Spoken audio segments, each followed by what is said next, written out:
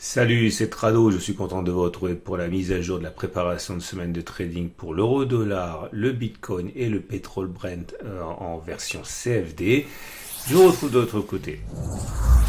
Pour débuter, je vous rappelle que tout ce qui suit est donné à titre purement informatif et pédagogique. Il n'y a aucune incitation à acheter ou à vendre quoi que ce soit. Commençons par l'euro-dollar en données journalières. Comme vous pouvez le voir sur ce graphe, eh bien, nous sommes dans une situation où la tendance est clairement haussière en données journalières, car la moyenne mobile à 20 jours monte, la moyenne mobile à 50 jours monte également, et nous sommes situés au-dessus.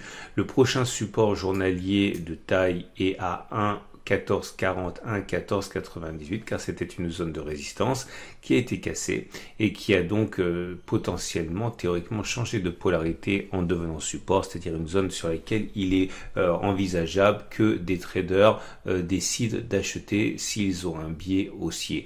Donc cette zone est couverte en deuxième rideau défensif par une autre zone de support, ici correspondant au 1,1423, 1,1377 pour la même raison. C'est une zone de résistance qui a été cassée, qui a donc changé de polarité. On descend d'une unité de temps, on regarde les données 4 hommes, on repère déjà la résistance suivante qui est à 1,1751, 1,1851. C'est une zone assez lointaine qui a été construite globalement entre le 6 juin 2018 et le 25 septembre 2018, toute cette zone ici a été un champ de bataille qui a tourné à l'avantage des baissiers. Il ne faut pas s'attendre à ce que les traders qui ont un biais vendeur laissent échapper cette zone de résistance qu'il faudra surveiller de très très près lorsqu'on sera à son contact. On regarde donc les données 4 heures et la première des choses à remarquer, c'est que la tendance est très fortement haussière là aussi avec des cours au-dessus de la moyenne mobile à 20 périodes qui montent, au-dessus de la moyenne mobile à 50 périodes qui montent. Les traders qui ont un biais haussier et qui veulent se mettre dans le sens de la tendance haussière attendent sans doute que l'on revienne sur un support pour essayer d'y détecter un signal haussier, notamment cette zone verte ici comprise entre 1,1627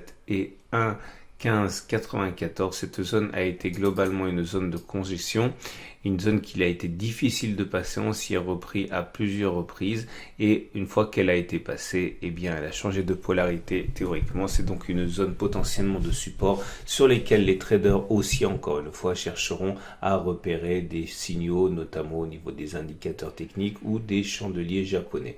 Les traders qui ont un biais plutôt baissier attendent sans doute que l'on vienne échouer sur la zone de résistance journalière qu'on a mentionnée tout à l'heure, car c'est une zone de résistance établie sur les données jour, donc théoriquement plus solide que les résistances que l'on trouve sur les données 4 heures et peut-être suffisante pour inverser la tendance haussière. C'est pour ça qu'un signal de faiblesse sur cette zone des 1,1751, 1,1851 pourrait être mis à profit par les traders baissiers.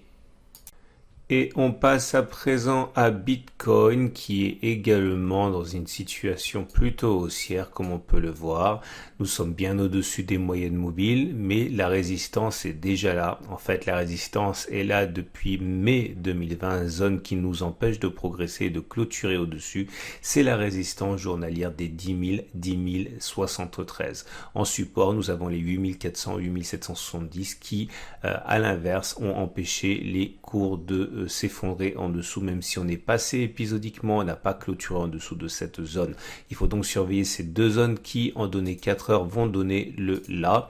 Et voilà où nous en sommes pour les données 4 heures avec une tendance fortement haussière, puisque nous sommes au-dessus de la moyenne mobile à 20 périodes qui montent et au-dessus de la moyenne mobile à 50 périodes qui montent. Il faut s'attendre à ce que les traders qui veulent se mettre dans le sens de la hausse exploitent un passage au-dessus des 10 167 à peu près.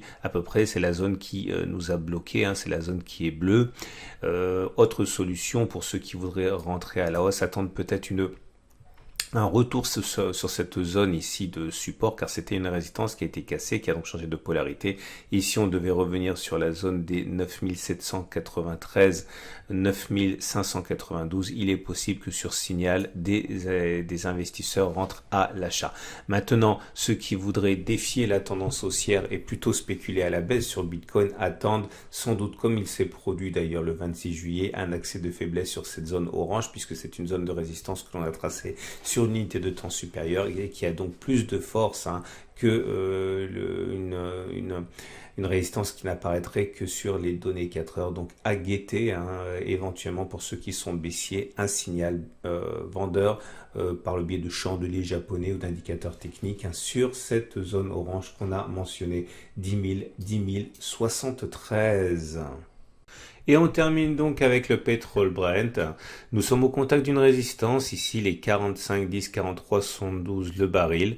C'est une zone qui nous bloque de manière très claire depuis juin et on n'arrive pas à clôturer au-dessus, pas plus que l'on a réussi à clôturer en dessous du support journalier des 39, 67, 40, 52 depuis juin. Un support journalier intermédiaire ici qui nous a permis de repartir de l'avant, c'est le support des 41, 42, 42, 43.